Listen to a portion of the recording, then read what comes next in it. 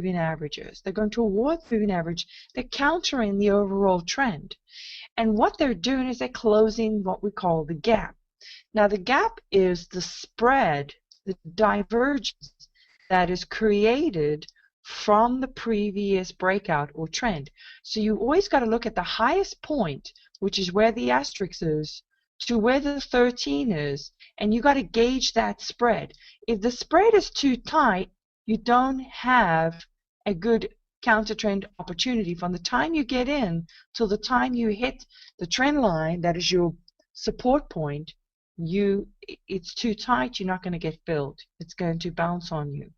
So you're always looking and gauging that spread to see, is there enough room for me to get in and get out before the price changes, bouncing off something.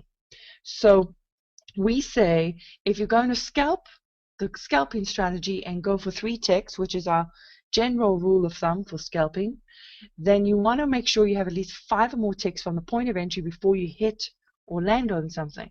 And in this case, we're primarily talking about the 13, because the gap we're always closing is always going to the 13 EMA, if you notice.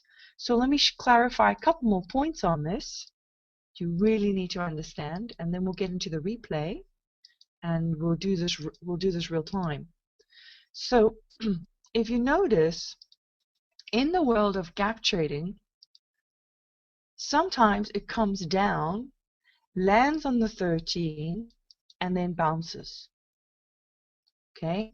And sometimes it comes down, goes through the 13, so much so, continues to the other side, that it causes the 13 to cross in the opposite direction, the 20 SMA.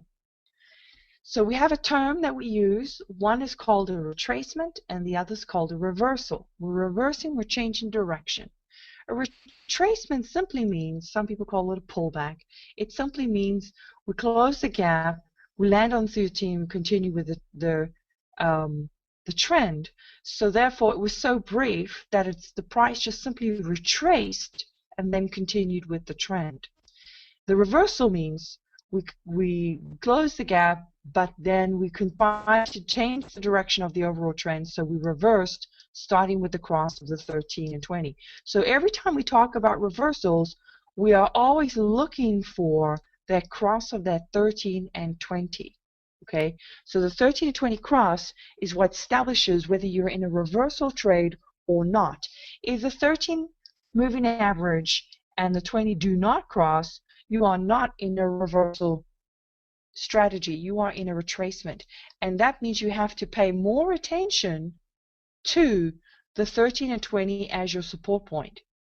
If it's going to cross, they're not really a strong support point, then the price will go through to the next barrier, which is usually a pivot or mostly the 50 SMA.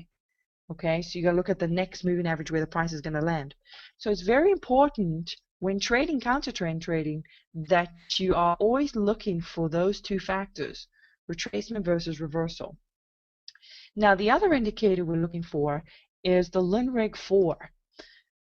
Okay, now I've taken the other LINREG off, which is the LINREG 9, the orange one, and left the brown one on, okay, which is your linear regression 4. It's a faster one because it's the value of 4 versus the value of 9, and therefore gives you those quick changes. Now what you want to really pay attention to is the trajectory. What we're looking for is a sharp V. Notice as the momentum and divergence disappears. So here we have momentum in the bar, we have the yellow, then suddenly we have no momentum and the price just immediately falls.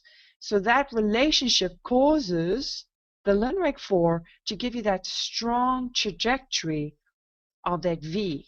So you're looking for these nice sharp points between the previous bar and this bar, and then you're looking to enter your trade. Then you know you're in a really nice counter trend strategy. And as opposed to something like a curvy, something that's more curvy. This is not a strong opportunity for you. So again, we are looking for these very nice sharp V's of the linear regression 4. And then lastly, what we're looking for is, now this is not always a requirement to scalp 3 ticks, but I'm going to show you the 2 different timings with and without. So the last indicator we're looking at is the HMA color change, when it changes from red to green and green to red. That tells you, the nice thing about the HMA color change is that it's not as slow as moving averages, okay? And it's not as fast as the linear regression. It's something in between.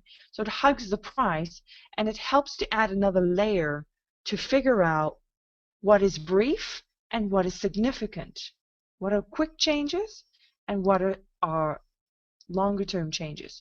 So when we look at something like this, as I already said, there's our circle with a dot, there's our V, there's our red candle. It's giving us a quick change. And we look at something like this, there's our circle with a dot, there's our V. Okay, we even got a triangle on this one. And there's our change. Notice what's the difference between the first one and the second one. Well, look at the HMA color change, that dark green line that follows the price. That is still green, even though we're red and we're going in a counter trend. Over here, you can see it changes to red. That tells you the change from long to short. Now, please understand, I get this question a lot. Here we have the retracement, here we have the reversal, where we get the red HMA color change, the price continues through the 13. Okay, please understand that just because you have the HMA color changing from green to red or red to green doesn't mean that it's a bullish market or it's a bearish market. It just simply says, doesn't mean that it's going to go for 40 ticks. It just simply says the price is now going short, the price is now going long. That's all it says. How many ticks? Well, you have to look for more confirmations. Does the Lundberg have to be a certain acute angle? No. No, it just needs to be, you know, give you that nice sharp V. You know, sometimes you can even take these that are a little lower, but again, you're looking for, you're not just zeroing in on the fact that, you know, sometimes it's going to be really strong because it's a big bar. The size of the bar affects the trajectory. Sometimes it's going to be a smaller bar, but you're looking for the relationship of this side of the Lundberg to the previous side. You'll see, let's go find some curvy ones. You can see the difference. See, here's a curvy one. That's not really a sharp V, is it? Even though we had a gap trade there. You know, here's another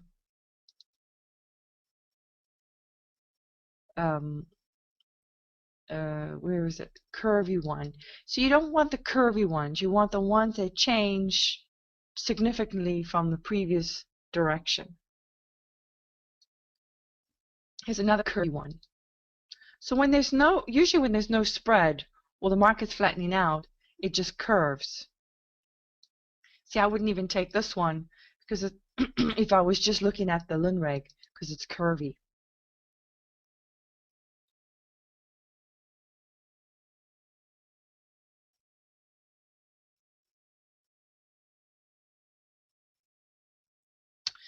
Somebody says, it looks like you have both the old and the new gap fill indicators. Yes, because in my last week's class, I showed you all the different bells and whistles you could pick from. And today I'm focusing on counter trending, so I thought I would show you that the old and new still work. It doesn't matter which one you like to use. The newer one is called the HFT fade. That's why we leave some of the old indicators still in the program, because they still work and some people like to use them. It's not that, you know, one is wrong and the other one is right. So always keep that in mind. You can just choose which one you favor, or you can use them both. Now, so the HMA is very useful for filtering what is brief and what is significant. But it doesn't mean you can't make 3 ticks. You cannot get in early and make 3 ticks before the HMA appears. Okay, so we're going to get into that timing in just a second. Now, let's put this aside for a second because that's the core rules for the counter trend.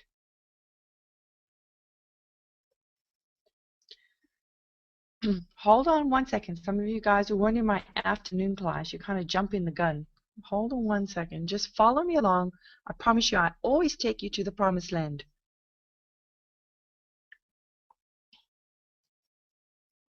Now, the next set of rules that we're going to look at, okay, in establishing what is significant, is Barbara's come up with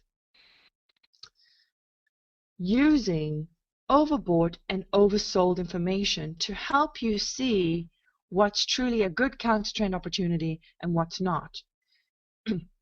Because the nice thing about the trend is you have all the moving averages. On the counter trend, you don't have as many trend lines to really go off, you know. So overbought and oversold information is a very useful tool to use to gauge when the trend is over, when things have petered out, when we've reached the highs or we've reached the lows. And the indicators we use for overbought and oversold information are your STOs and your MACD. Now the STOs we use 3 STOs combined in one section, and the colors have the same numerical value as the moving averages. As you can see here, the black is 20, the fuchsia is 50, and the blue is 100, just like your moving averages. So we use all 3 together. The same thing with the MACD. Okay, the MACD, to show overbought and oversold, we use the histogram in the middle. We call that the 0 line or the center line, right? So when the MACD is above the 0 line, we say it's overbought. When the MACD is below the center line, we say it's oversold. And notice that it correlates very closely to the STOs. Now, the key thing with the STOs is that you want to watch for, in terms of a pattern, when the STOs are clustered together and moving together, as opposed to when they're apart. As you can see here, the STO 20 is on top and the other 2 are left behind. So what we're ideally looking for is when the 3 STOs are clustered together and crossing their overbought line or oversold line. And it's not always going to be picture perfect, but you know, sometimes they're going to be really nice and tight and crisp, and sometimes they're going to kind of be a little fuzzy, but you're still going to get something to trade. Something like this, where the 50 and the 20 cross nicely, and the 100 lags a little bit behind and then joins in. So sometimes it's not a perfect world, but you can see by the time the 100 turns its angle and starts to go, you got this really nice counter trend. Really nice counter trend. And it does correlate with the MACD being above the center line. So we really want to make sure that the MACD is above, correlating with the STOs, moving together. That gives us a certain alignment. So you want to scroll through and see how many times this occurs.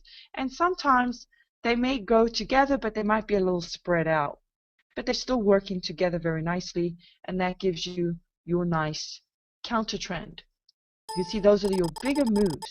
So you want to watch for that perfect alignment, as you can see here. You want to look for this alignment, okay? And that says that we have a stronger counter trend versus some of the brief ones, okay? You're not going to be taking something like this, all right? You're not going to be taking something like that when your STOs are kind of not saying anything. They're just going across the page. So you're really looking for that specific formation to tell you a little bit more about the price. So now you can see not only have we got a list of criteria, but now we're more focused with that criteria, that we only take them when it happens with a certain alignment of additional indicators. And that's what distinguishes your focus. And now we're going to talk about the timing issues. Tick counter. What do you mean by tick counter?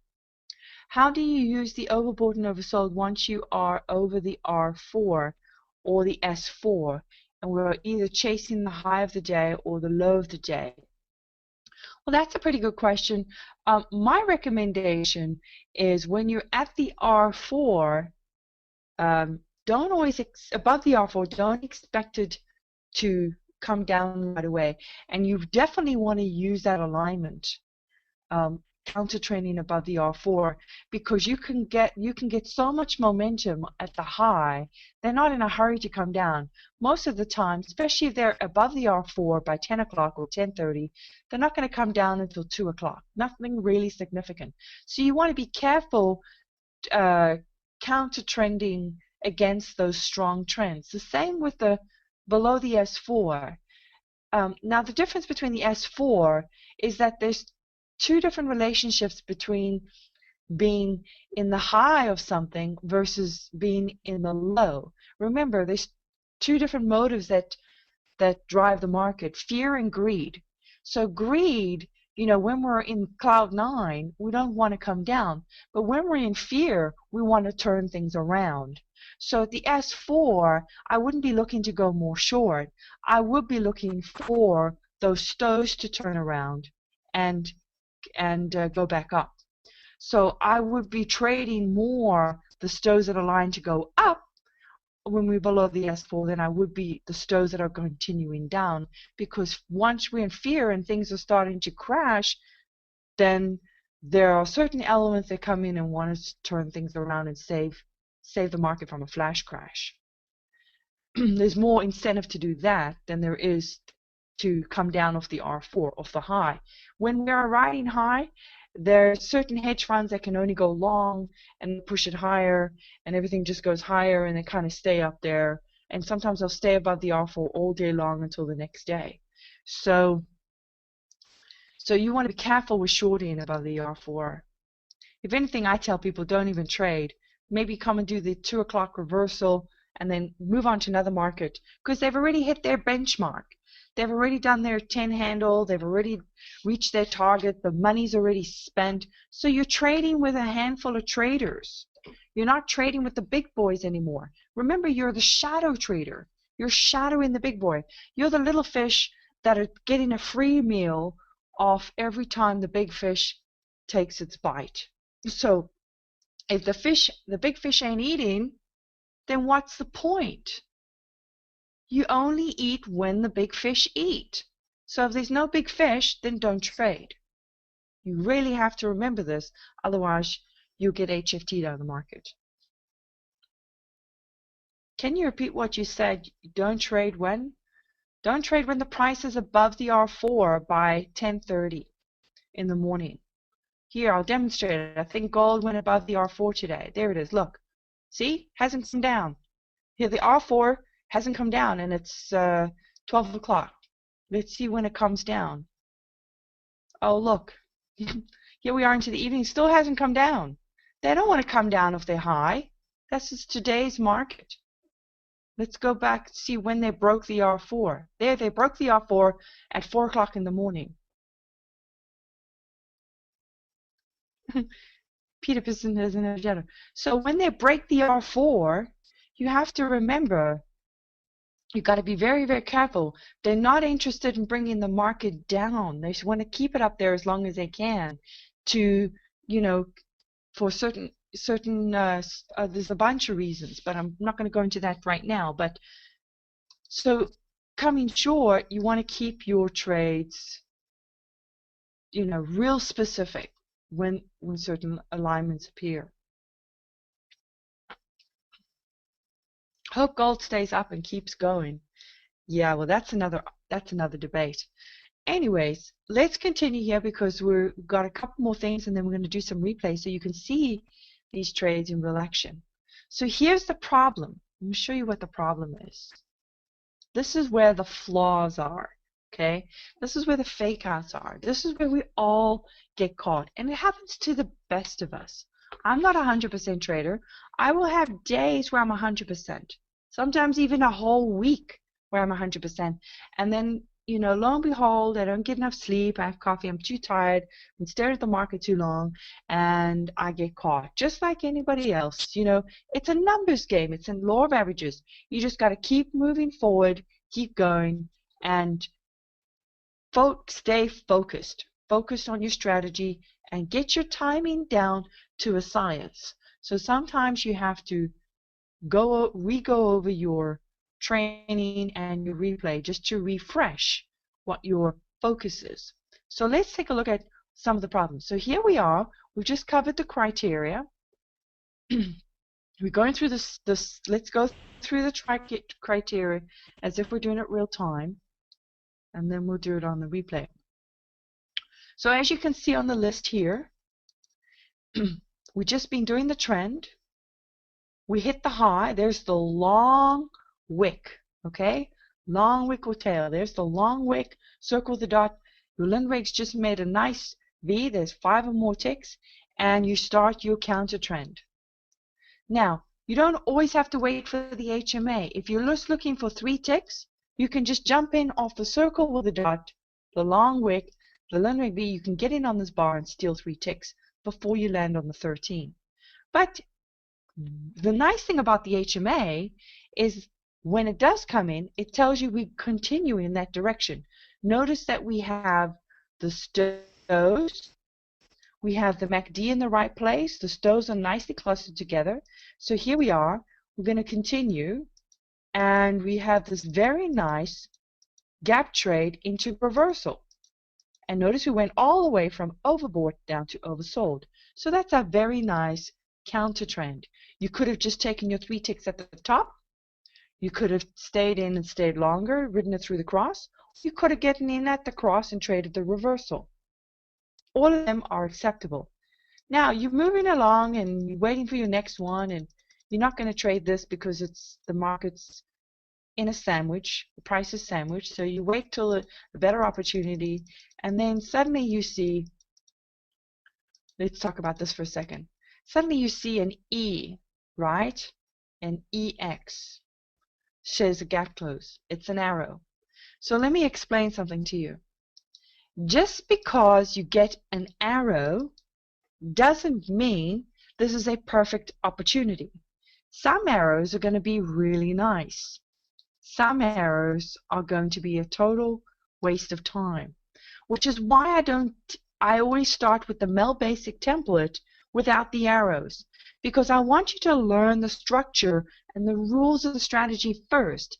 Add the arrows or your favorite arrows afterwards as friendly nudges. Only take the ones that appear that align with your rules. Okay? It sort of gives you that added certainty. The arrows are not your ATM machine. There is no printing of money here. Okay? The only place that you can print money is the Federal Reserve Bank or some illegal activity, which I'm not interested in. So don't expect your arrows to print money for you, which is why I do it in this order, because I find if I do it the other way, people are only focused on arrows, they become lazy, then they get faked out, and then what happens is they blame the indicators and the coder, which is not the right thing to do either. So as you can see here, I wouldn't take this arrow. Why? Because as we just covered, the MACD is still going through the center line. It's not necessarily above yet. Our stows are separated. There's the stows 20s at the top, the other 2 at the bottom. So this is not the time to be taking an arrow. You want to get your entry and your exit down to a science, and you want to follow a specific set of rules. So we're moving along. Here we are. The trend is broken out, and now we've got a nice arrow that's come in. I like that one. We look at the stows. Stows are more at the top here. The 100 hasn't made it yet, but still they're nice, a lot better than what they looked like before. We've got more spread. We've got the circle with the dot, the nice V, and you're not quite sure, so maybe you wait for the stows to come in. And you see, oh, green candle, I'll wait some more.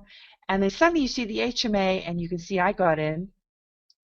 And then you got your 3 ticks. Very nice setup. Your stows are together. Look how the stow 20 ticks down. You might want to, what I suggest is as soon as you see the arrow, wait a bit till you see that stow 20 pointing down.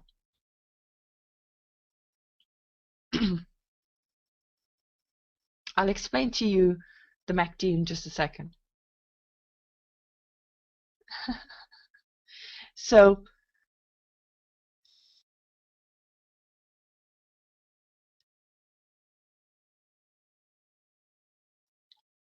let's just focus on what the problem is. As you can see on this gap trade,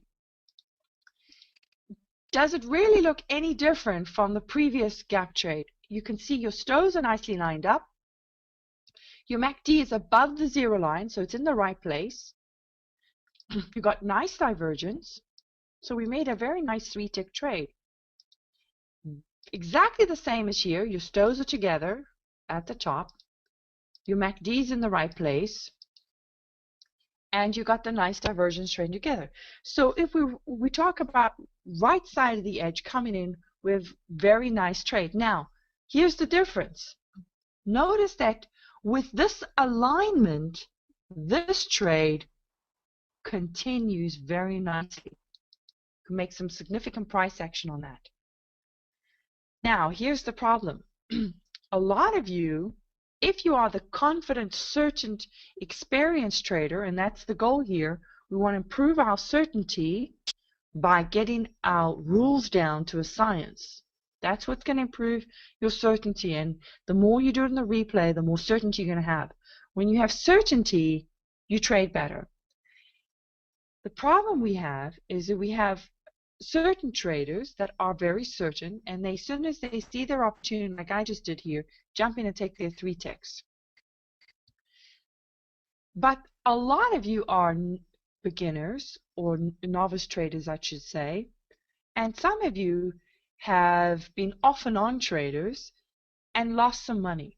You take time off, you come back with some more money, you go at it again, and so you've been beat up a few times, so you're not so certain and you're a little hesitant. So what happens is when you see one of these, you go, well, it's going to go through like the last one because I got the same alignment, and you hem and you haw and you wait and you get in, and by the time you get in, this is what happens. You get in at the low of the bar because you're so busy comparing it to what just happened before. So you get in at the low of the bar thinking it's going to continue with this perfect alignment. And what happens? The price goes down and you think, oh, it's going to be okay. I'm going to make my 3 little ticks. You say to yourself, I'm only going for 3 ticks. And what happens? It goes to 2. Sometimes the price even goes to the 3rd tick, but doesn't fill you because you're number 1001 in the queue. The price turns around and you just got stopped out. This is the problem. And then you scratch your head and you go, what just happened? Is there something wrong with me? I mean, really? What just happened? There was this alignment. The stows were in the right place. The MACD is the same as that. The HMA, the arrow, everything was there, and I just got stopped out. What happened? Well, the problem is there's nothing wrong with you. There's nothing wrong with the coder. This is the algorithm of the market. It's the nature of the mathematics. There are flaws in every strategy. Just because you have a setup doesn't mean it's going to go for 40 ticks every time. So how do we distinguish between this one and this one? Okay, and then you're scratching your head. What's really crazy is you're scratching your head. You're so upset that you just got stopped out. You come to the next one and you see the same alignment. You go, I'm not going to fall for that one now. Now I'm really going to wait, and only to miss a fabulous opportunity. So you wait a little longer. You wait a little longer. Maybe you get in here till it really crosses, and then you just got HFT'd out. How many times has this happened to you?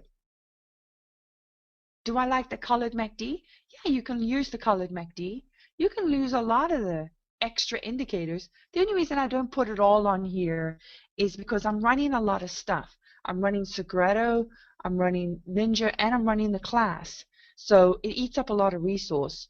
Any painting indicator eats up a lot of resource. So I just like to lighten the load a little bit. So Yang says, yeah, that happens to me lots of times. So we need to we need to polish this a little bit, and that's what we're going to cover tonight. How do we fix this flaw? How do we know when we're going to just go for a short amount of ticks versus a more significant amount of ticks? Okay, using the same rules and the same criteria. Okay, and there's a couple of extra tools you can use. Are there any questions before we go into the replay right now? Are there any questions about the rules? About, you know, the asterisks, the Linrig 4, the HMA, you know, what's a reversal versus a retracement, the stows? Does anybody have any questions related to those indicators before I move on to the next step? The first of these two trades, it seems that there was not enough space to the 13 moving average if you waited till the end of the long wave bar. The first of these two trades. You mean this one? Yeah, but remember that bar is a settled bar, so it's not always like that real time. You'll see in just a second. We're going to do this.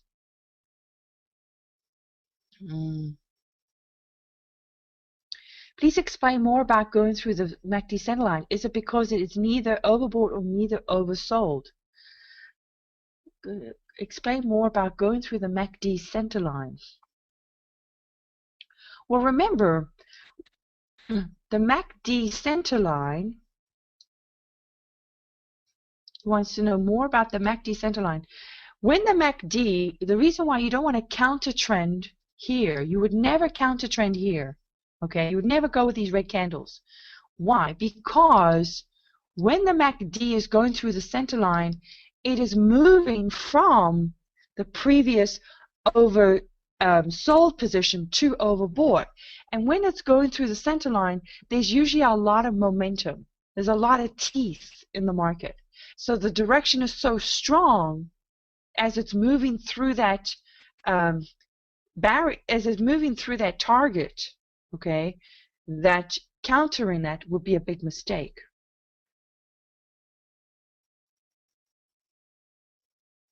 The significance of the MACD center line, it's just like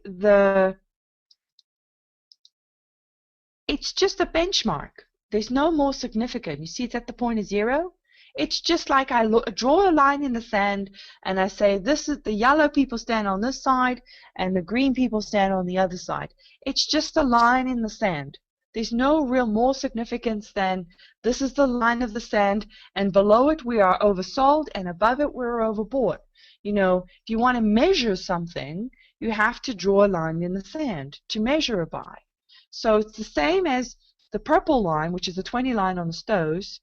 Okay, the purple line at the bottom here is your oversold, and the green line is your overbought. It's just a line in the sand. So the histogram is the same thing for the MACD. So when the MACD is above it, it's overbought. When the MACD is below the histogram, it's oversold. There's no more to it than that. How do you do your early reverse? We'll come to that in just a second. How do you decide when to ride out, draw down versus exiting the trade? We'll get to that. Blue candles aren't loading. We'll figure that out later.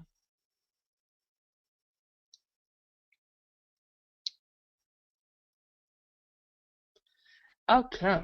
All right. So let's continue here. I promise you, like I said, I will cover and I'll answer. If you feel like I haven't answered your question, please feel free to retype it in just a little bit. But let's just keep going here. So now what we're going to do is we're going to, let's get rid of the rules for a second here.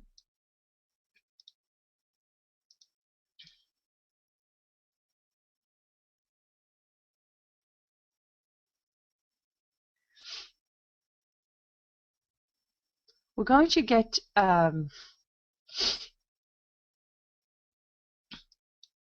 Nicholas, the only thing we're focusing on here is overbought and oversold. Okay, I can't get into all the coding and all the parameters and all the things about every indicator. I have to do that in a separate class, right? Well, let's keep it focused to the agenda here. Okay, so let's connect it to, every now and again you're going to get my wooden spoon. If I feel like you're going off point, you certainly are going to get my wooden spoon.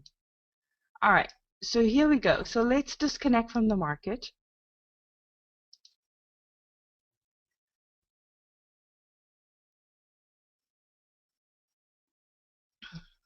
And I'm going to connect to the marker replay connection.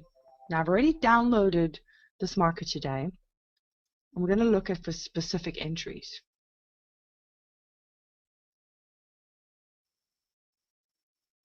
Why am I trading gold?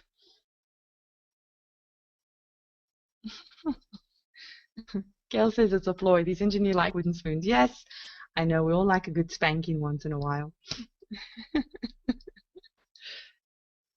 And somebody says, why am I trading gold? Because here's the thing. Every strategy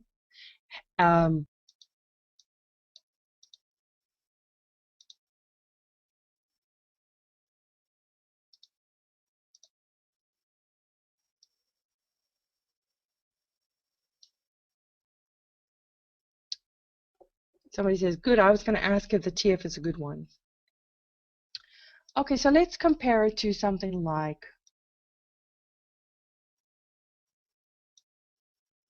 the euro.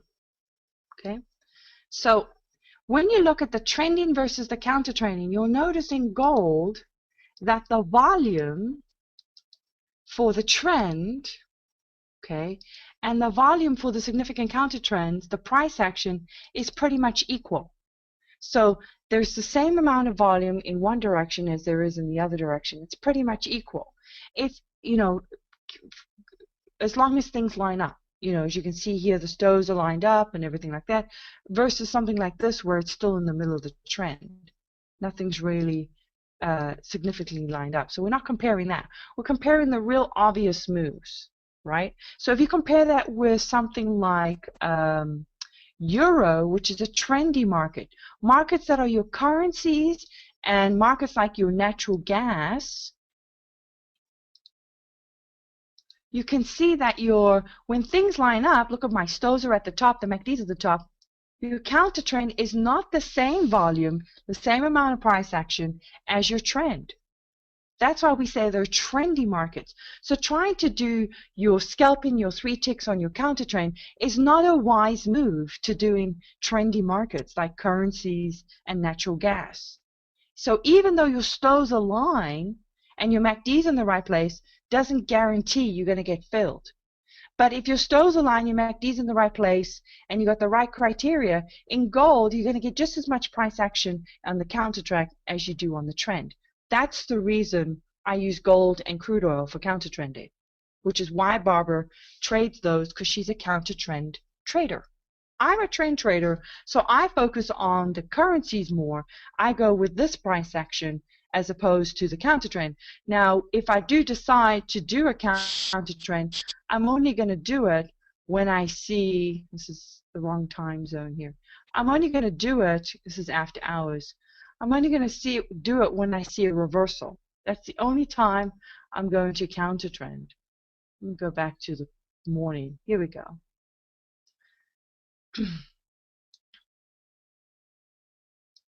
So I'm mostly going to do the trend. You can see how small the counter trends are, but when I see that the 13 is going to cross, and I know for sure that the price action is going to reverse, that's the only time I will counter trend in trendy markets.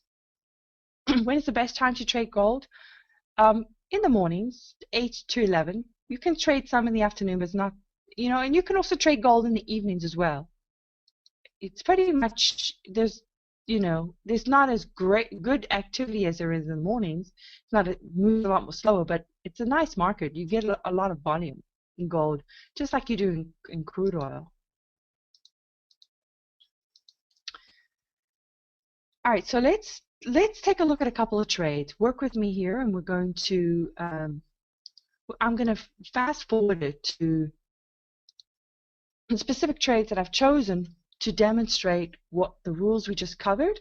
And what we're going to focus on now is the timing issues that we're going to face to avoid the fake outs versus the good ones.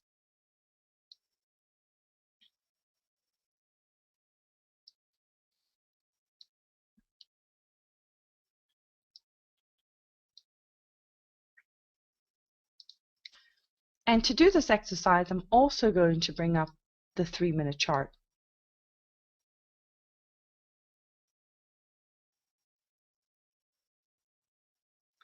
Oh, you've been away for a couple of months? Well, welcome back.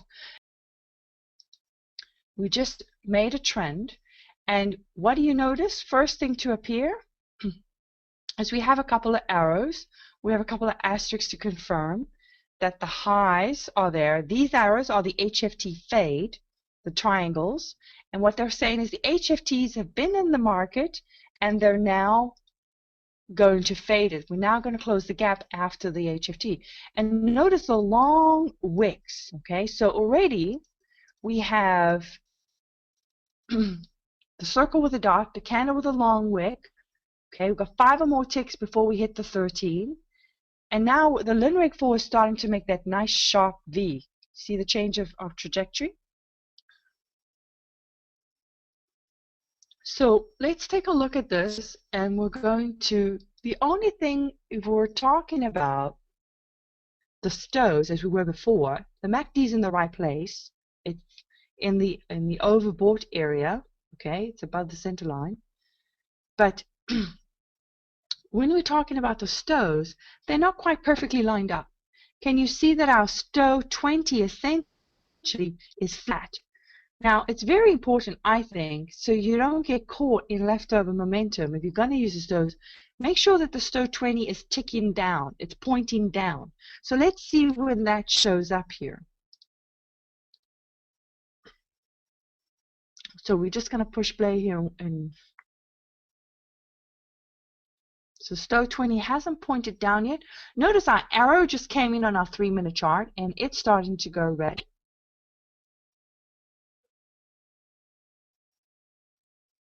Now,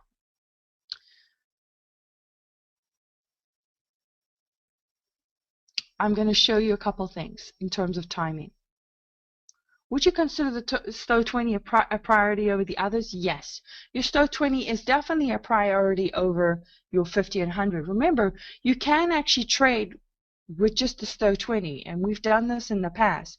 The fact that we're adding the 50 and the 100, those are going to lag a little bit, but they're going to show you a different timing in terms of price. So let's talk about the timing issue, because we're going to do this real time. So I'm going to pull up my simulator. Okay, and notice I have the HMAs turned red in this case. I want you to notice also that the HMA is touching the 3-minute candle, and the HMA has already been touching the 1-minute candles for the last 5 bars. Okay, we're going to look at this. This is a very important point that I want you to watch for. Notice that the candles are going below the price. So I'm going to enter here, and we're going to do, actually let me do 2 contracts just for the exercise. And I'm going to put 1 contract at 3 ticks. And we're going to follow the other one to show the different timings. So, oh, it looks like I missed my entry. Doesn't matter.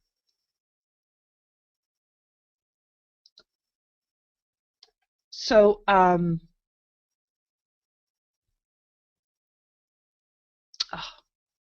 it filled my long position. Let me just do that again. I'm so sorry. Missed that. Lost that up. But the stow 20 is still flat. Exactly. Why did you get in? I'm going to explain that in just a second. I'm going to explain to you the timing issues that you're going to face with counter trending. Let me just do that again because I missed my entry. I should have pushed play first before I put my position on. because I really want you guys to see this.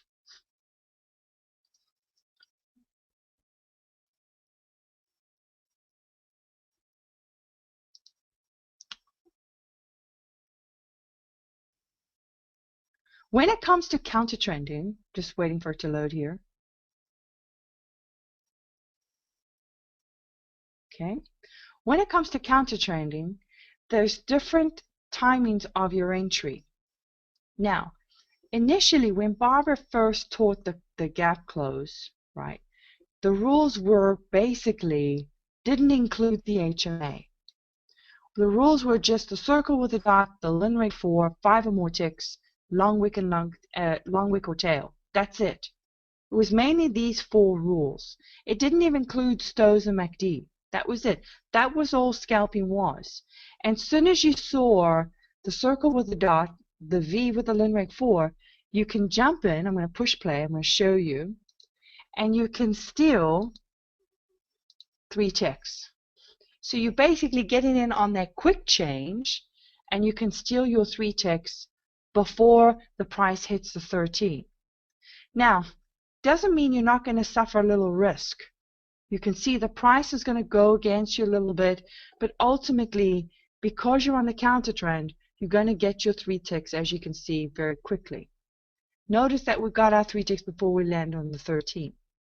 Now, sometimes that risk that we incur before can be greater than just 2 ticks, because a lot of times on the trend you get these HFT bars, what I call the last beer drinkers before we go home story. So some people are not happy with that risk.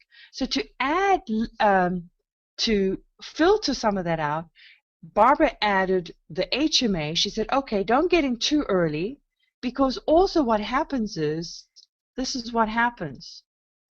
Sometimes you get in over here. There's the circle with a dot. There's your Linrate 4, and off you go. And then the price changes on you because there's leftover momentum in the trend, and then finally closes the gap. So sometimes you suffer greater risk. So that scalping strategy where you get in on those quick changes is probably one of the most risky strategies. You have to have a lot of certainty and confidence, as Barbara does, to trade those. So what she recommends for people who are a little bit more nervous or hesitant is don't get in on the quick change ones. Wait for the HMA and the Stow to turn down. So we're going to do that next.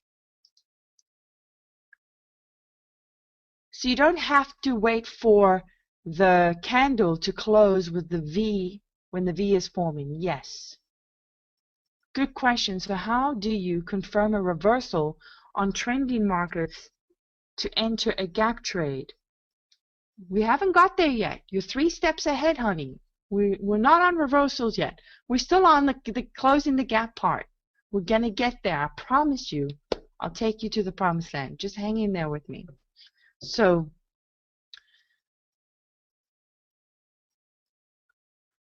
that's the whole purpose of this class. You're going to see which ones are the stronger moves.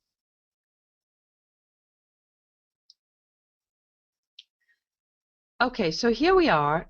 The Stow's pointing down. As you can see, look, the Stow's starting to point down. But notice that I'm still incurring a little bit of risk, right? I want to get 3 ticks. And what do you think is the problem with this entry? Who can tell me? My Stow's coming down. Everything's in the right place. What do you think is wrong with this? Why am I suffering like 3 or 4 ticks risk?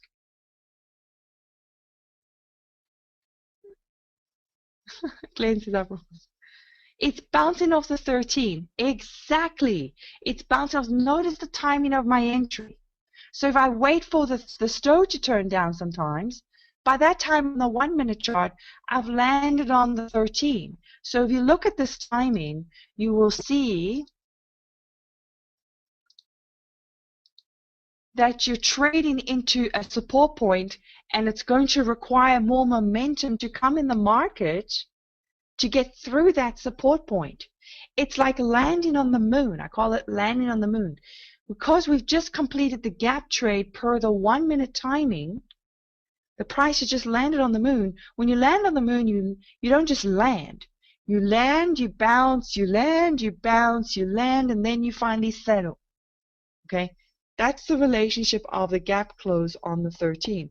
So if you're going to enter on the landing part, you're going to have some risk, and you're going to have to be comfortable with that risk to know that it's going to hold and stay the course.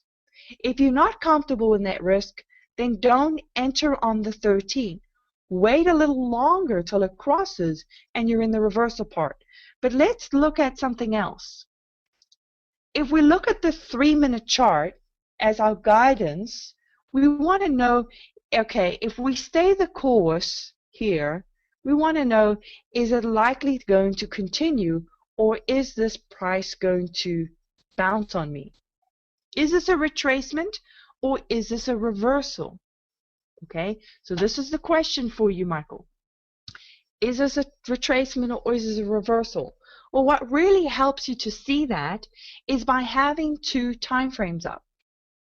And you can do this with any combination, a 30-second and a 1-minute, a 4 range and a 12 range, a 1-minute and a 3-minute, any combination you like. For true scalping, I suggest you use the lower time frames, not the higher time frames, to get your timing right.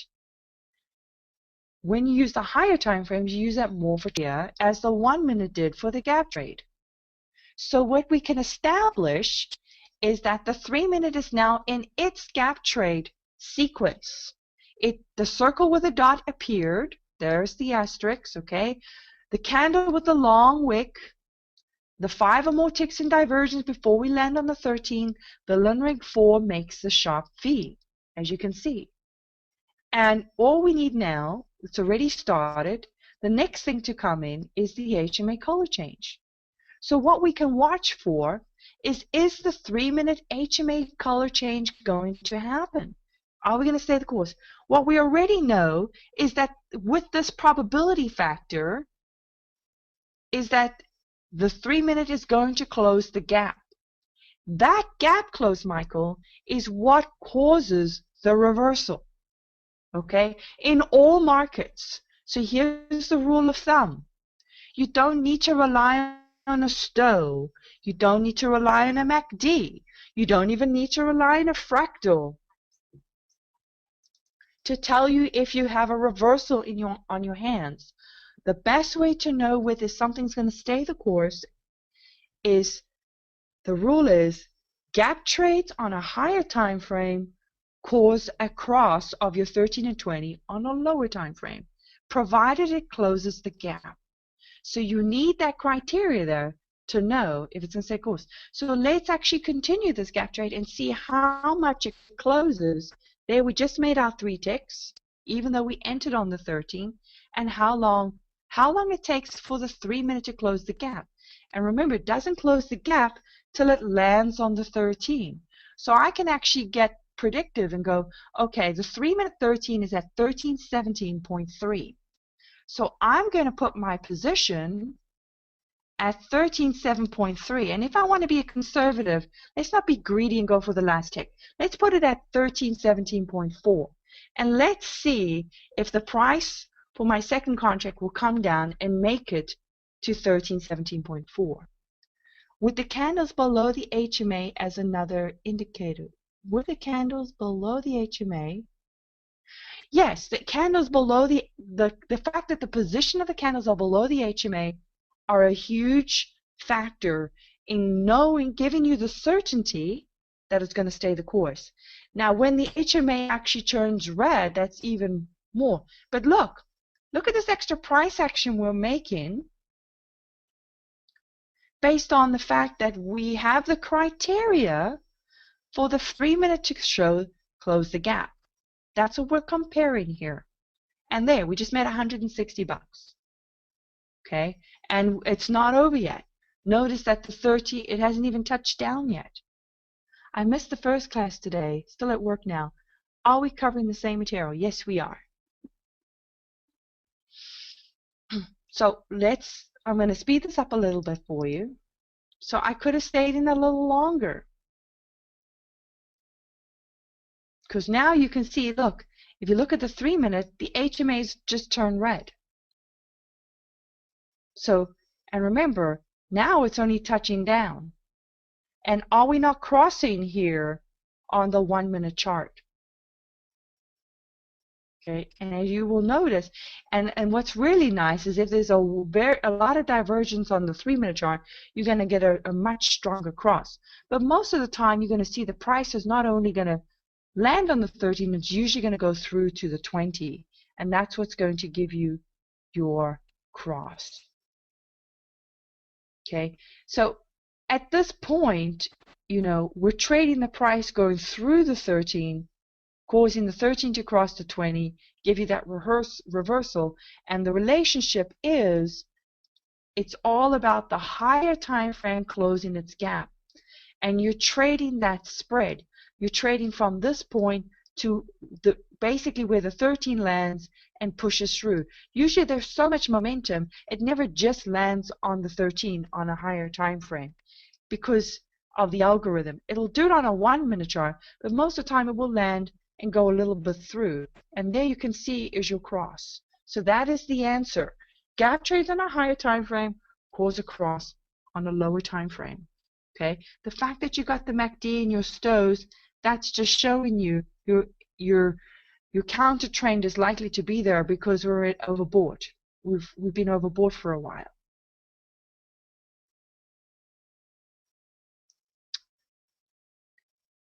Very sweet trade. Exactly. So I could have stayed a little longer. I didn't have to get out there, but I just showed you you can add. There's a very strong predictive element with this. But let's move on to the next trade.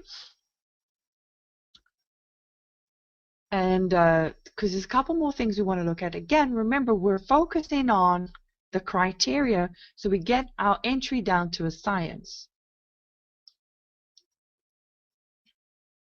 The next trade, I'm just going to speed it up really quickly so we can get through these.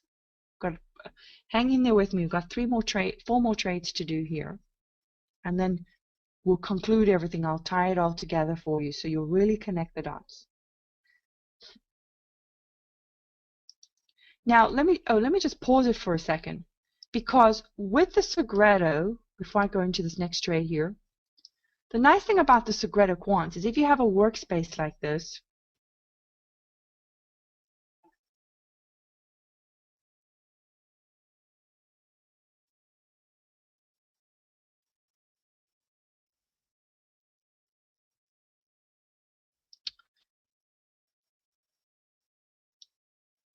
if we look at the Segredo, I just have to see if I can take it back here, sorry, to 10 o'clock. You will notice the nice thing about this trade is that if you're using the Segredo as an additional confirmation, just move it over a bit, put it on the right side of the edge. The nice thing about this trade is what you're going to watch for is for all counter trending on Segredo, you want to look for when the blue and the yellow bars come in. When the blue bars come in, that says we're counter trending short. When the yellow bars come in, that says we're counter trending long. Now the timing you're looking for is when you get the red candle with the red number 102, and on the blue bar you get the blue bar with the red number. You don't want to enter a blue bar with a green number, okay, because that we call Christmas. Or you don't want to enter on a red candle with a green number. Christmas colors are red and green. That means there's indecision, there's change, or the market's going flat. So when it says a strong momentum and a strong move, then it's red on red or green on green. So a red number with a blue bar represents red on red. Okay, and you can see the correlation with the candle, number 1 with a red candle. So you can see how that correlates with your timing. If we look at this timing is 10:12 here on that bar, and we go to 10:12 on our chart, well, here's 10:12. So the nice thing about this is the Segredo versus the Ninja is you may have a little uncertainty about spread. You're very close to the 13, and you're not sure if it's going to stay the course. You're not sure, is this going to bounce on the 13 when it lands on this bar, okay? Or is it going to stay the course? And the only thing you got is your 3-minute predict, right? Well, the Segredo now, given you the colors that are in sync, are giving you that extra certainty to say, it's okay. It's okay to take that 10-12 candle or the 10-13 candle because the counter trend is just getting started. Notice our HMA is crossing the 13. The gray line is the 13 EMA on the Segredo, and our HMA is there.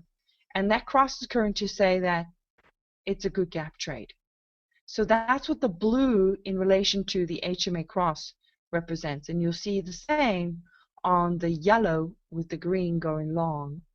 So we're going to be looking a little bit more into this in just a second. But let's continue on to the next trade. So having your workspace, including a Segredo chart like that for scalping, is very, very useful, gives you that additional certainty.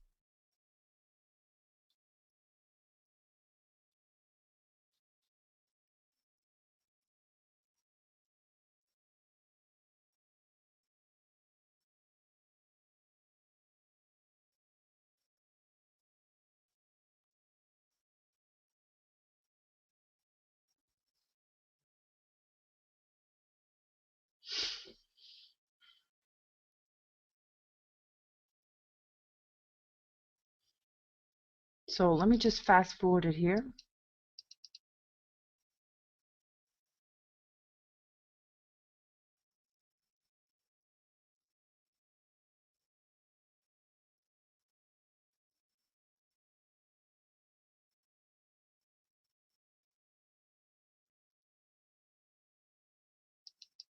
Just going to speed it up a little second so we can hurry up and get to the next trade here.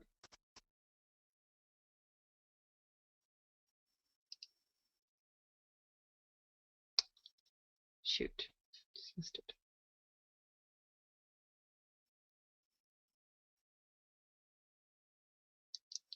A little too quickly.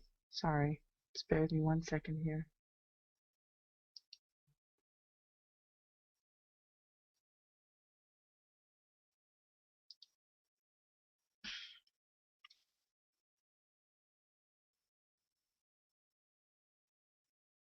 Okay, so here we are on the next trade.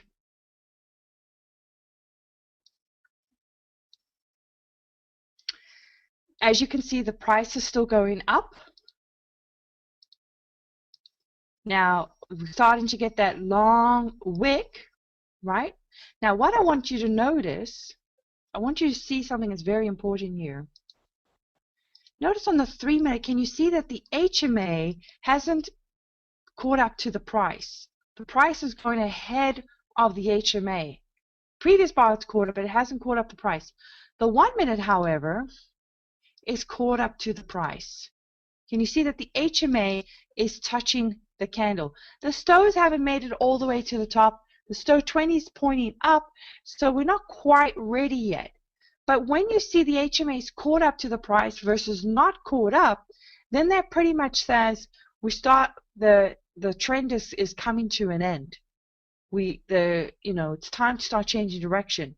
When you see that the HMA is not caught up to the price, then chances are we haven't quite finished yet. So let's watch as this plays out, and you'll see when the HMA catches up to the price and how this works out with the change. Watch over here. You will notice there's your long wick that we're looking for. Now we're just looking for the circle with the dot. There's our arrow. Notice that the HMA is caught up to the price, so we can either get in here and scalp 3 ticks. Okay, I've got my V, got my circle with the dot, there's 5 more ticks. Notice I just got my 3 ticks, how fast that was. There's my arrow. My stow 20 has ticked down. You really want to watch for that. When you see your stow 20 ticking down, as Barbara says, that's what you really want to pay attention to, that change in angle. It may not look as strong as the Linreg, but if you scrunch your chart up, you can see that tick down. What does the arrow mean? I got here late. This diamond is the HFT fade indicator, which you can use. What that says is the HFT just came into the market, and now we're fading it. It's time to go in the opposite direction. So as you notice, I'm scalping on this, doing a quick scalp trade, following the rules for your scalping. I'm not waiting for the HMA to change color. You don't always have to do that. You can scalp 3 ticks just following these set of rules based on the basic gap trade. Now notice how EX has come in. So we have a blue arrow, a blue candle. We haven't landed on the 13 yet, so maybe we have a few more ticks before we land. The stows are in the right place, the MACD's in the right place. But what do we notice? We notice that the 3-minute HMA has now caught up to the price. Can you see that? So can you see that the relationship of the HMA touching the actual body or wick of the candle tells you that, you know, we've hit an intersection and things are going to change. So that is definitely something you want to watch for. You definitely want to watch for that. Now watch what happens on this particular trade. You'll see in just a second. The purple diamonds are the HFT fades. Yeah, the purple triangles, yes, are the HFT fades. The blue ones are the EMA gap fill signal. Now notice that the HMA color changes come in. So I can either enter on the arrow circle with the dot criteria, or I can wait for the HMA to change color, right? And it'll be very close to the point of where, notice that my triangle, my HFT fade indicator is coming on my 3-minute chart. So there we just made another 3 ticks. Okay, so there's different timings you can use. You can do the first timing or the second timing. And then there's the third timing of the reversal. Now, to know that we're going to do a reversal, we have to look to see that the 3-minute is going to continue to close the gap. We can also check our Segredo. What time is this? 10:55. And you can see that our Segredo, 10:55, is giving us our little gap trade. Now, watch what's going to happen here. The nice thing about the Segredo, let's see what time, what our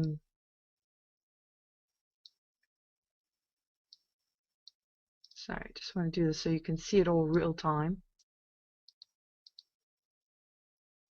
This is 10:57 on this bar. So 10:57, we're still at candle number 3 on the Segredo. So we have a little ways to go. So we're watching for 2 things on the Segredo. If the colors go out of sync, so if we don't continue with red on red, if we go a green bar with a red number, that may be a point of exit, or we get to number 7. The number 7 is your point of exit for your specific direction. What does the new fractal cross tell us? This fractal cross just says it's a significant move. Now watch what happens here. Notice that my 3 minutes has turned a little bit green, because even though the HMA caught up to the price, notice that our 3-minute, it did its first attempt to close the gap, but our 3-minute HMA hasn't changed color. So you can also use the fact that the 3-minute HMA is going to change color. Now the price is continuing. It's making a second attempt to come down and close that gap. And now we're in candle number 10:58 on the 1-minute chart. 10:58, we're on candle number 4 according to the Segredo. So we're continuing. So using the Segredo is helping you to also, Michael, decide whether your direction is going to continue potentially into reversal or not. And it's all based on how significant is the gap trade on that 3-minute chart. It's going to tell you how much crossing you're going to get on your 1-minute chart. So I'm just going to speed this up for a second. Now I already got 2 3-tick trades. I could have stayed a little longer. But I want to move on to the next trade for a second, because the next one is really crucial. Notice that my stows were nicely aligned, my MACD's at the top. So I want you to see what 7 and 8 looks like. So here we are at 11 o'clock. Here we are at 11:01. So this is number 7. Notice that number 7 at 11:01, per the Segredo, we have now touched down on the 3-minute chart. We've touched down on that gap trade.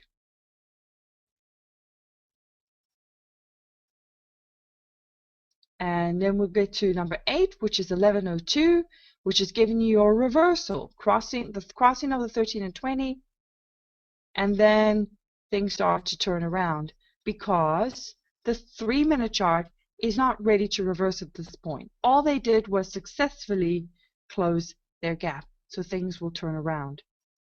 So there was a lot of price action in this direction for the reversal, but it only went to a point. Notice you've got your red fractal there to show you the support level where it's going to go to, and we're balancing the support of the 3-minute chart, the fact that we've landed on the direction. Now we could continue, but I'm going to demonstrate the next point.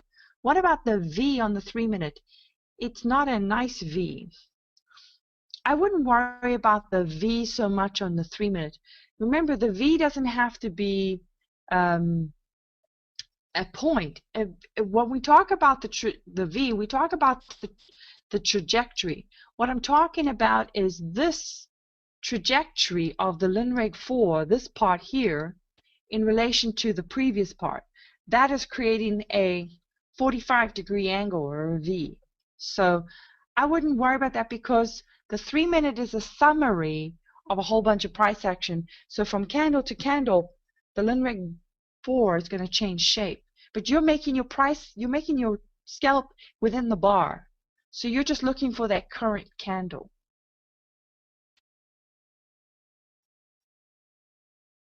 I have a 1-minute discrepancy between my Ninja and my Quant. So 10:57 on the Ninja is 10:58 on the Quant. No, we shouldn't have a discrepancy, but remember, this is historical. This is a historical chart, so it's not the same. Okay, I'm doing replay on the Ninja, but I can't replay on the Quant. Unfortunately, you can only look at history on the Quant. All right, let's continue to the next trade, because this is really going to give you some more things that are going to click into place. And by the next 2 trades, you guys should have some light bulbs that will go off. So just hang in there with me.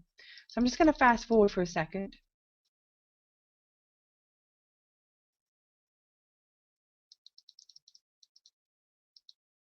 So notice that now we're just kind of in nowhere's land. The price is just in a sandwich. Things just kind of flatten out, not really doing anything. And here we go. We start the trend again.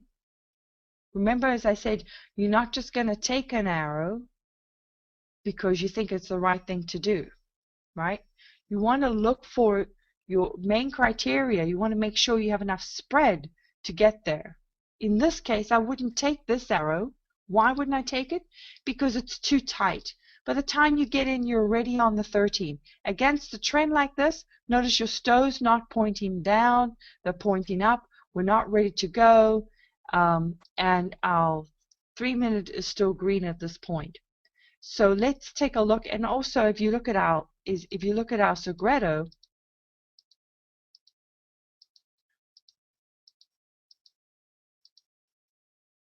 you can see that we're in a trend.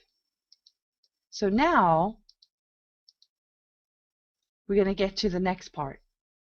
Does the EMA gap fill give the same signal as the HFT fade gap close? It's not. I can't tell you the coding behind it. I can't get into that kind of detail, right? And I really don't think it's relevant as much. It's just, remember, you're always looking for the same gap trade criteria.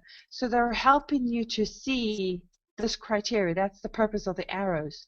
So whether you're using the HFT fade or whether you're using the EX one, it's all to do with the same criteria. So it doesn't matter what, again, you're focusing on too many details. You're not focusing on the actual strategy. You're focusing on, what's the parameters of the arrow, and does this tell me I have 3 ticks versus that one tells me I have 4 ticks? Too many details. Are you watching the stows as much on the 3-minute chart? I am kind of paying attention to the stows. It's telling me that we're still going long here. But when it comes to scalping, I'm mostly focusing on the 1-minute chart. And since we're scalping on the gap trade criteria, then I'll be looking for that. The stows, I'm looking on the 3-minute chart, I'm looking for a little bit more long term. So I'm not really focusing too much on that for scalping. That's for something else, which we'll get into next week. So here's the next trade that's coming in. So watch here. As you can see, HMA's caught up to the price. Our stows are at the overbought. So we're at the top. The MACD's in the right place. Our 3-minute HMA's caught up to the price. It's actually touching the bar. This is actually touching the bar, so this is a good thing. There comes our triangle. This is our HFT fade. So it's telling us chances are we're going to have a nice gap trade. Notice that it disappears. Now it reappears. Arrows are never 100%, which is why I don't want you to get too attached to them. I don't want you to get too caught up in the arrows. They're just friendly little, ooh, there's something, it's that, ooh, this could be it. You still need to confirm the rest of your criteria. So I'm looking for that stow 20 to point down. I'm looking for my Segredo to give me a number 1, which is coming in at 1201, right? Let's see what candle we're on. We're at 1158. So Segredo is still showing you green. So can you see how the Segredo is even overriding your arrow? So 1158, we're still on number 4, according to the Segredo. Green on green. You don't want to counter trend against that. And this is where the Segredo is very useful. It keeps you out of trouble, especially using generic indicators or indicators that, work some of the time, not all of the time. The Segredo gives you that fine tuning that you're looking for. 1159, here we are. Notice we're starting to get the circle with the dots going to come in. 3 minutes giving us a bit of a wick here. We're looking for that long wick or tail. In this case, it would be the wick part. We're looking for that stow 20 to turn down.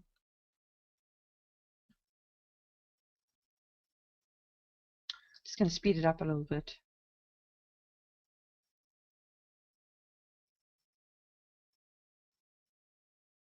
Okay, there's the long wick that we're looking for.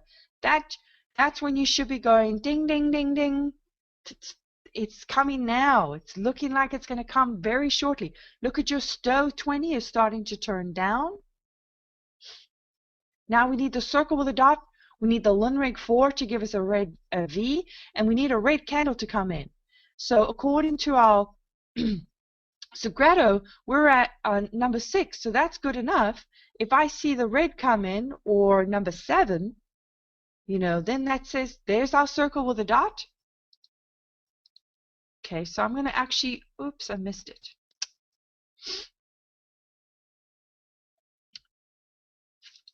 I was fussing around with the second order. Never mind. I've still got time to get in. There's my 3 ticks. I just took my 3 ticks. Based on my circle with a dot, HMA's caught up the price, and it gave me the V. So I just scalped my 3 ticks. Notice that my 3 minute is red, and I got a number 1 on the Segredo with the blue bar. So I just scalped successfully. Now I'm going to leave that to stay the course. Notice that we've got the HFT fade arrow on the 3 minute chart. I'm going to leave that to stay the course. I want to see how much price action I can get on this direction. And let's follow with the Segredo here. Right now,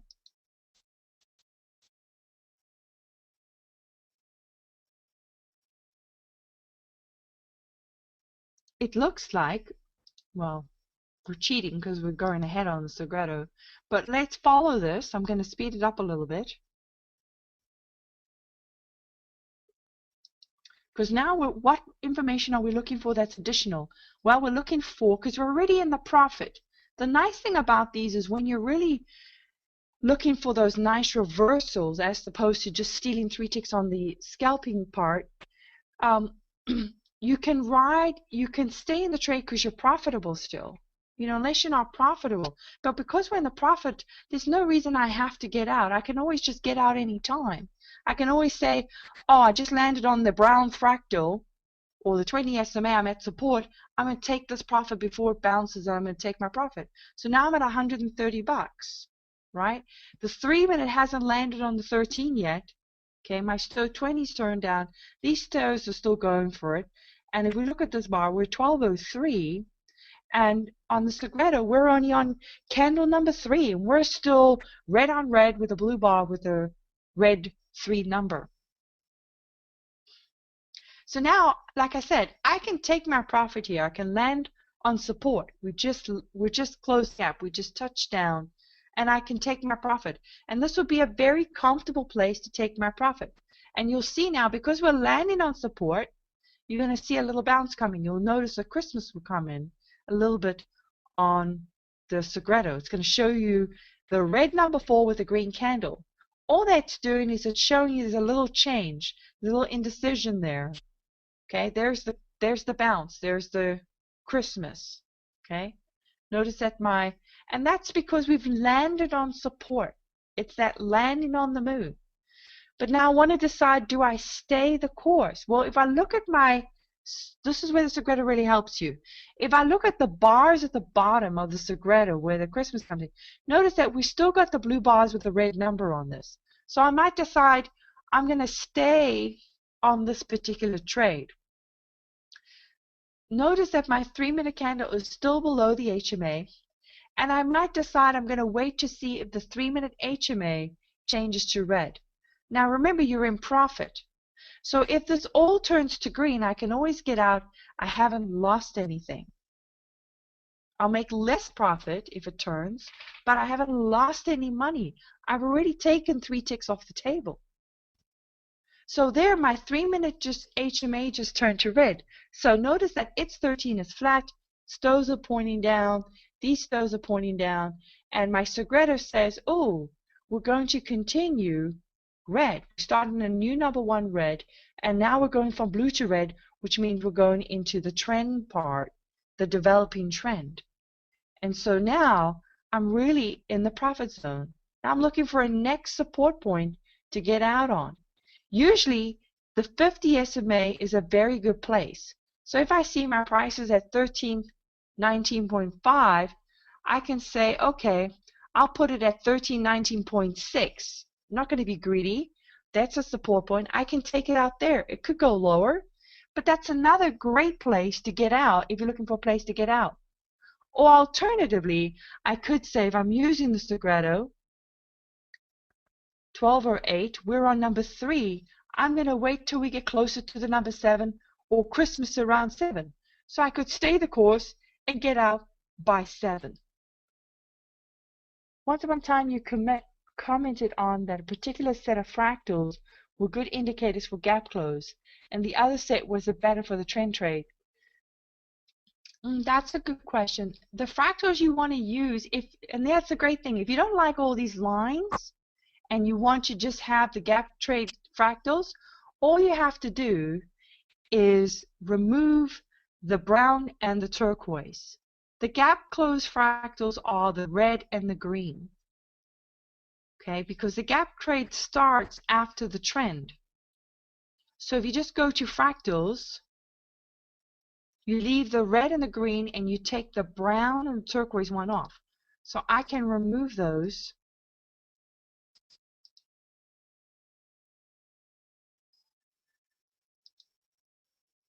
And just work with the green fractals. So now it's much cleaner. My chart is much cleaner. I don't need the other ones. I just need the red and the green. So there you can see clearly your circle with a dot. It confirms So it means that you've hit the high, you're bouncing off resistance. That's what your fractal is giving you that resistance level. And now you're coming down. Now obviously this is going all the way down to the 200. As you can see, the 3 minute is reversing because the higher time frame is continuing. But right now, I could trade all the way and get out at number 7, number 8. And we'll see now in a minute where number 8 is going to be.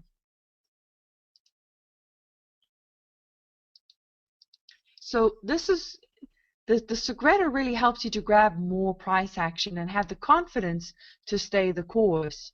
Whereas using your Ninja, you might get out a little earlier. So now look, we're at 12.12. Okay, we're starting to bounce on the 100. And 12.12, we're at number 6. We've got 7 and 8 to go. But notice the red fractals come in. Can you see? There's the circle with the dot. That says we've hit a bit of a low here. We could be bouncing and changing direction, so you'd be looking for a counter trend to go long. But is this a real good counter trend to go long opportunity just because you got an asterisk? How many of you would go in seeing the circle with the dot with the fractal to go long here? How many of you would do that? The answer is no. Why? Why would you not go long here? You can tell me. Let's see if you've been paying attention. Why would you not go long here? MACD. Excellent, Mark. Mark gets a chocolate chip cookie. No MACD below the center line. So you haven't reached oversold. This is still going towards the center line. There's still momentum left in the trend. That's what that represents. Okay? And if you look at the HMA, it's still red.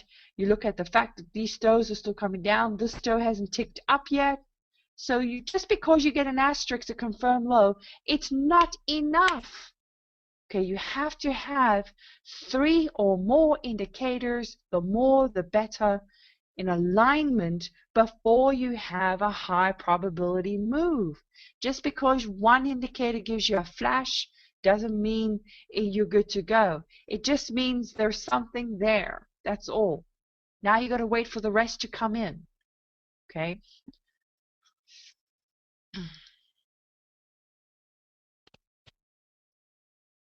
So let's see when the rest finally come in. Notice that the MACD is going through the center line here.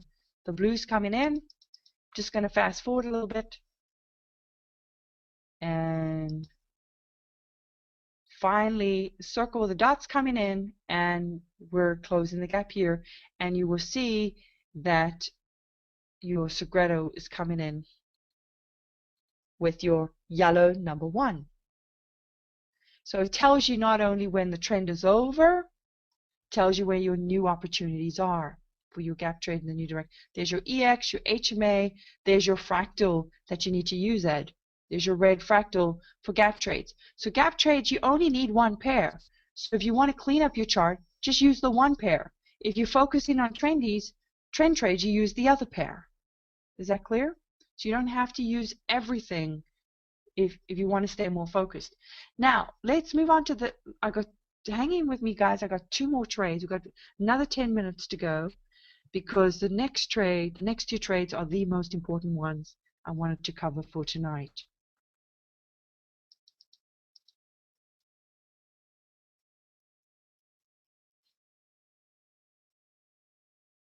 So I'm just going to fast forward really quickly to 1300 mark. So there we're back in a sandwich now. It's trying to decide, are we going to do trending? Are the bulls going to win or the bears are going to win? Never want to trade the price action that's sandwiched between unless you see enough spread. That's sandwiched between moving averages. All right, so here we are. Again, our stows are at the top. MACD's above the center line, so technically it's overbought. And again, we just finished our trend. We've hit the green fractals. Got the asterisk, got the arrow. HMA's caught up to the price. And our stow 20 starting to tick down. So a 3 minute is giving us a red candle. HMA's caught up to the price. So now we're looking for our gap trade criteria. Now I just missed the first red bar because I was moving too quickly here. I could have taken that bar as my early entry for my scalping. Let's see if we can continue if we get another red bar.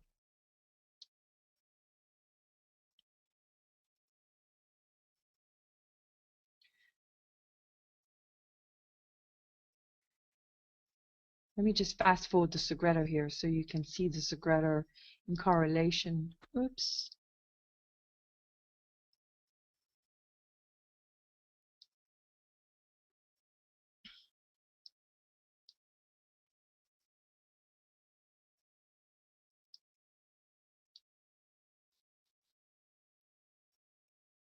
So we just had out. Now sometimes cycles don't always go to 7 or 8. So again, if you see that the trend is strong and it's going to continue to 7 or 8 as you saw here on the downtrend, that's one thing. But if you see that you get to a number that's not 7 or 8 and you see that it changes color on you, you need to pay attention to that color change. And that's the Christmas we talk about, where it's the red bar with the green number and the HMA change red. And you notice when you see the green bar, the bottom on the histogram with the red number, that also represents Christmas. It has to be green on green or red on red to be a true trend. But having the colors go out of sync with the bar, the color of the numbers that go out of sync with the color of the bar, then you know that there's a change. You need to pay attention to that. So as you can see here, at 1306 already, we now got our Christmas coming in. So you're starting to look for your counter trend opportunity. So we're watching to see by the next bar, 1307, we really got our blue coming in with a red number. And even though we're on a number 3, it's the real start of our little gap trade here.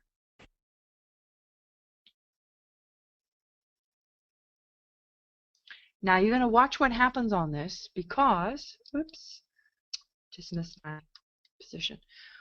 You're going to watch what happens there. I'm in. Okay, in the next bar, we're red number 3 with a blue bar at the bottom. And again, I'm just scalping towards the 13. Now this is a very tricky position. Notice that my stow's pointing down. Okay, now a lot of you think we've already touched down. And if you expand the chart, you can see it looks very close, but the tail hasn't actually touched the 13. We haven't touched down. We haven't touched down. We haven't landed. We're only touching down now. This is actually the gap trade. If we haven't touched down, there's always a chance they're going to finally, either the 13 is going to catch up to the price at some point, or the gap's going to come down and close it. So here you can see we never touched down. We never touched down. By this time, the 13 caught up to the price and touched the candle. So the gap trade, the gap closed on the up on the trend going up. Here, we never touched down, but we finally touched down on this gap trade. So if you see that you haven't touched down, even though you look close, know that there's still more price left in the direction for your gap trading. And as you can see, the other clue is that the 3-minute hasn't closed the gap yet. MACD and HMA, what about the MACD and HMA? I don't know what you mean by MACD and HMA. How did you get the SV and HFT indicators? You just add them to your chart. I'll cover that in just a second. Make sure you answer that. Let me just wrap this up because I've got one more trade to show you. Now watch this as you see on this candle here, because we're now going to be looking for, this is 1308. If we look at our Segredo, 1308, can you notice we're starting to get a Christmas? Even though we've got blue at the bottom, we're starting to get Christmas already. 5 is going to be Christmas. 6 is going to be Christmas. So even though we've got blue at the bottom, our top is showing Christmas. The colors don't match the bars. The color numbers don't match the bars. So when you see that, you see we've landed on support, you start to know that things are changing. Maybe you're not in a reversal, maybe you're in a retracement. So if you haven't already gotten out, this will be the time to come out. Notice that the bars are changing to green. Even though the HMA is red, the candles are changing to green. So it's telling you it's hanging up at support. We have the pivot there, plus we have the 20 SMA. So this is where Segredo really is absolutely useful, is helping you to see what you're not quite sure on your ninja indicators or your basic charting indicators. Because this STOS, this MACD, this HMA, okay, all look the same as this one here. This HMA, this MACD, this STOS.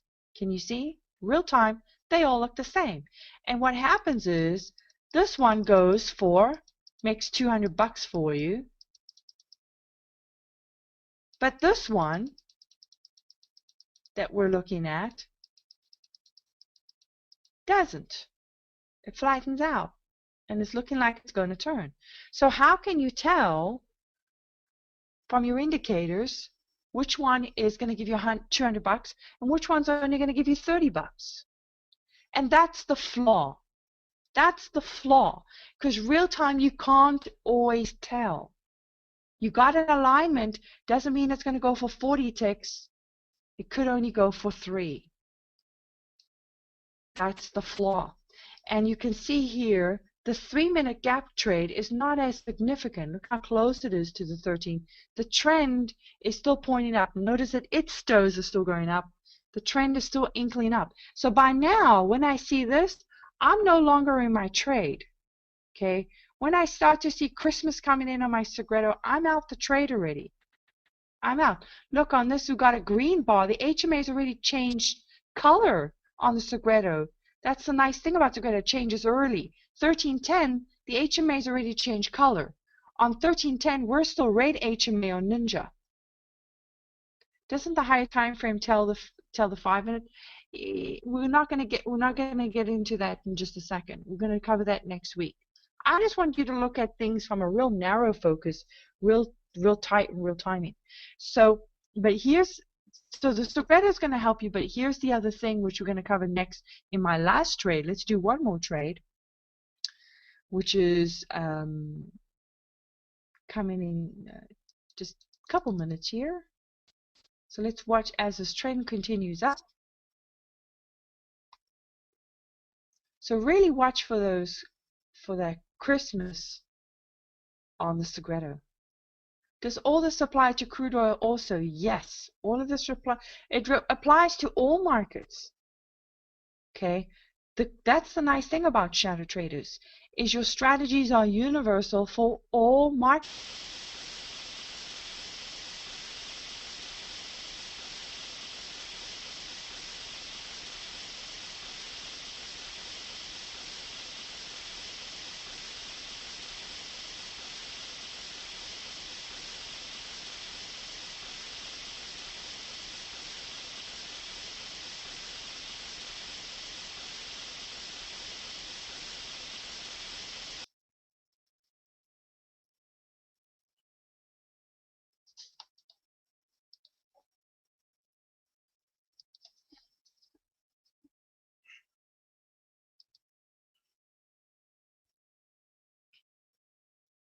Okay, so the last trade of the evening, we're going to focus on this next one. Remember, we're trying to really get this down to a science so you don't get faked out. You can really distinguish what is likely to hold true and what is likely to fake you out. So this next trade, as you can see, the price action turned green on the trend part, and then now we're ready to come in for the next counter trade. Now notice our STOs are at the top, the same as before, the same as 1305, the gap trade we just made 3 ticks on. And so now we have yet again the same criteria. The STOs are at the top, the MACDs at the top. Again, we're hitting against the green fractal with the triangle. The HMA's caught up to the price. So we're starting to go red. And on this bar, we're at 1317. 1317, if we look at our Segredo, we're number 7, Christmas. The HMA's already changed color. The blue bar is still green, so now we're waiting. Maybe I'll wait till the next bar at 1318, where I get the red number 1 with the blue bar number 1 on my Segredo. So that gives me my extra certainty here. So 17, maybe I'll wait till the next bar when I see the number 1, because we're still on number 7 of the Segredo. So let's watch it as it comes in here.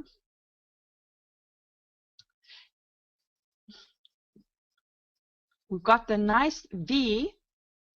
The V, look at the change of angle on the actual Linreg 4. Is that the right bar? I think I got in on the right bar. Did I miss it? Okay, I'm going to put 2 contracts on. I'm going to put 1 contract at 3 ticks. And notice that my 3 minute is red. HMA, the candle's going below the price, which is a very good position to be. Notice that our EX has come in. When it changes from red to blue, that's to do with the EX indicator. It tells you we're closing the gap. It's a strong gap close. That's what that blue candle means. EX stands for EMA close. So there, we just got our 3 ticks. So you can wait for those blue bars to come in already. Look at the stoves coming down, and we're at a number 1 going to number 2 on our Segredo. Now I'm going to decide whether I want to be, how long do I want to stay? Is this going to stay the course? Is this going to be something that's a good gap trade but lands on the 13 and turns around? Or is this going to stay the course? And I can use 2 things here. The 2 things are the Segredo timing, 1, 2, going all the way to 7, getting out by 7. The second thing, and if you see, very little Christmas, if you see that it's pretty much staying true to the colors, the bars are red on red or blue with red, and you got very little Christmas all the way to 7, you can stay the course. So that's tool number 1, which I think is an excellent idea. Tool number 2 is using a higher time frame and following to see if the gap trade is going to continue to close the gap. And you can use things like, you can use its stoves if it's in the right position, but what I like to use are the position of the candles in relation to the HMA, obviously the Linreg, the arrow and the circle where the dot has come in, but now I'm watching for to see if its HMA is going to turn red, which it just did. Got to watch for that. Sometimes the first candle, the HMA is hiding behind the previous candle's HMA. So it just turned to red. So that tells me I'm going to stay the course a little more. Notice we're having a cross here, Michael. So it hasn't touched down yet. Its toes are pointing down. It hasn't touched down. We're nicely set up for continuation. And if I look at this bar, let's see what bar we're on. We're on 1320. So 1320, we're still on number 3, red on red with the blue bar with the red number. So I can stay. I've already made some profit. I'm still in the profit. There's no need for me to get out. Okay, there's no need for me to get out just yet. I'm looking at the 1 minute Segredo chart. That's correct. Because we're scalping. I'm only using the 1 minute for this particular strategy. And I'm using this workspace, the 1 and the 3. I'm not using any 15-minute, not anything else, because I'm strictly focusing on, I'm narrowing my focus to scalping timings. And I'm looking for that alignment with the stoves, the MACD, to choose the ones that are high probability. And I'm using the information of the 3 minute to help me spot the reversals, okay, versus retracement. So along with the Segredo is going to help with that too. If the Segredo turns to Christmas, then you know it's a retracement. If the Segredo continues red on red, then you know it's a reversal. Especially when you see the Segredo Notice that the Segreta goes from blue to red bars. Notice on the retracement, the Segreta went from blue to green bars. So that says to you your gap trade is a retracement. It lands on the 13, it bounces, whereas here it continues and it goes from blue to red. So therefore it is a reversal. So now I'm looking for a position to exit on. Again, I can wait till number 7 shows up at 1324. We're still at 1322. Okay. Now, notice we're going to get a little bouncing because why? The 3-minute just landed on the 13, so that is very common. But I'm in the profit. The bouncing is not causing me to be in the loss at this particular point. I'm in the profit. And because I've got this other information telling me I can stay the course right now, we're not at Christmas yet. We just have one green candle, but the bottom here is a red bar with a number 5, which is the color red. So I can afford to gamble with this little bounce. If I was in the risk and I wasn't in the profit, it would be a different story. I would probably get out here. Okay, but because I'm in the profit and I've already taken 3 ticks on my first contract off the table, I can take a little risk. See if it stays the course.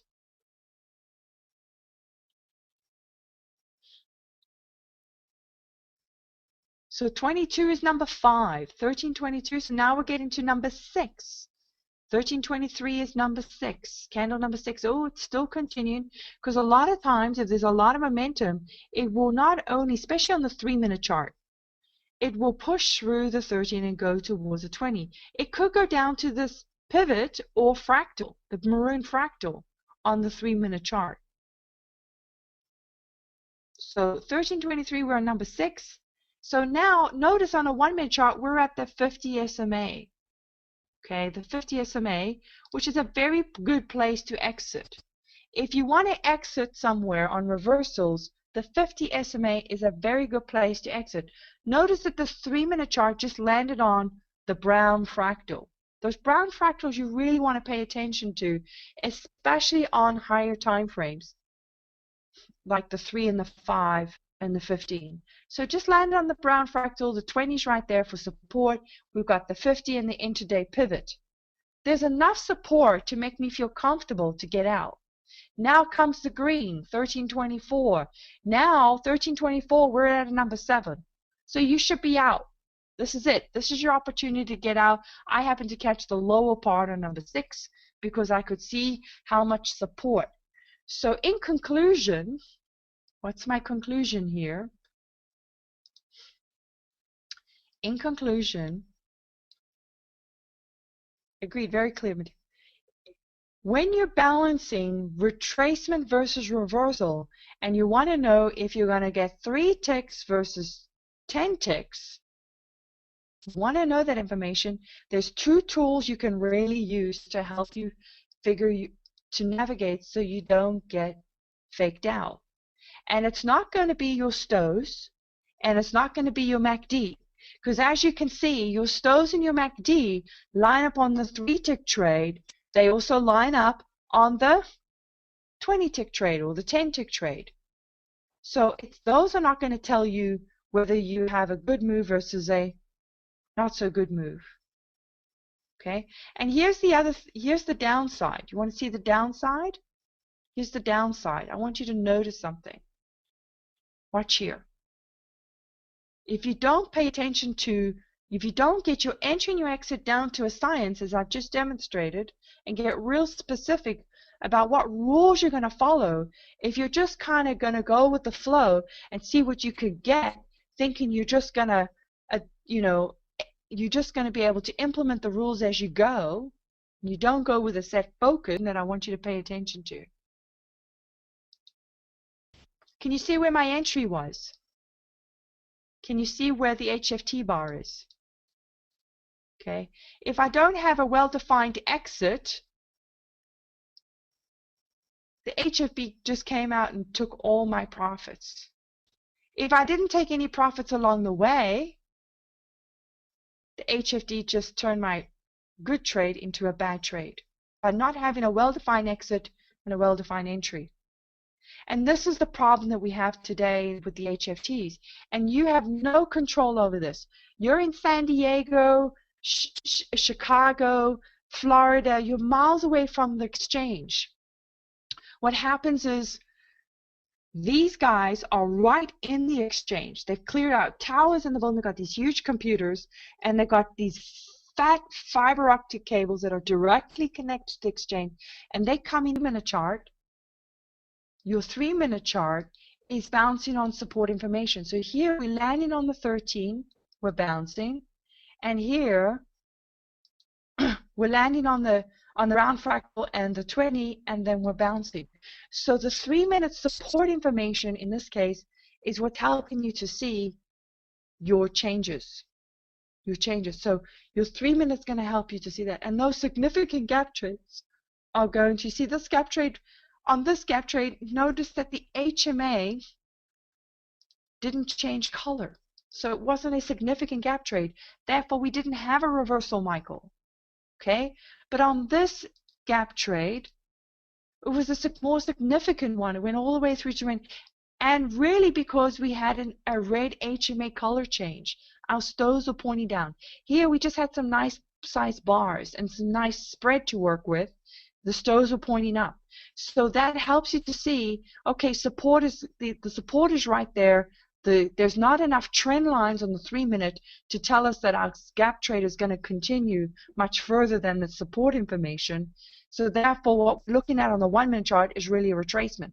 If I see a red HMA on my 3-minute, lots of spread, my stows are pointing down, I see a more significant gap trade, and I can trade all the way to the support, and that's where my trade's going to end. Very good examples, Michael says. Excellent. Good job. Does the circle with the dot and the asterisk mostly appear on HFTs? No. Well, you're going to find them mostly on HFTs, like you can see here on the 1-minute chart. But you're also going to find them on insignificant candles like this. Sometimes, remember, an HFT is not always a massive bar. It's not always a massive bar. An HFT can be a little bar. It's the HFT is the computer generated order. It's the timing of it. It's the in and out. So it's a very insignificant bar, and you get an asterisk. The asterisk is really there to say we've counted enough trades, and there's no more going in this direction. We're going in the opposite direction now. We've hit the high, we've hit the low. We're changing direction. We're going from resistance to support. Okay. How do I get rid of the yellow Linrig off my chart? You simply right-click. So I can take a few more of your questions really quickly, those people who have indicated questions. Somebody asked about the HFT and how to add these indicators. You just go on here and you just click the Linrig 9 and you remove it. Leave the Linrig 4 for scalping. The Linrig 9 we're going to cover next week when we talk about trending. We're going to go into all these details with trending next week. Now the other one, the indicators for gap trade, the arrows for gap trades you want to play with, you don't have to use them all, but you can play with them. It's the EMA gap fill signal. That's the one that gives you the EX with the blue bar. Okay, and they have audios. So if you don't want the audios, you don't want the bells or the voiceovers, just look for the audio in here. It usually says sounds enabled or audio, and you just change it to false, and it'll get rid of that, the ding dongs and whatever. Just give you the colors. So the other one is the ST-HFT fade, which gives you that nice turquoise and fuchsia triangle, and that's under the ST section. And there's your ST-HFT fade. That works by itself very nicely as a. You can just have that on your chart if you want. And if you want to add the box that gives you the HFT, tells you the sudden volume in the HFTs, that's up there too. Okay. So, and then the last one is the ST EMA gap fill signal. There's another one there as well. I don't use that one, but you can also use that one if you like. I still say this is absolutely positively brilliant. Thank you, Glenn.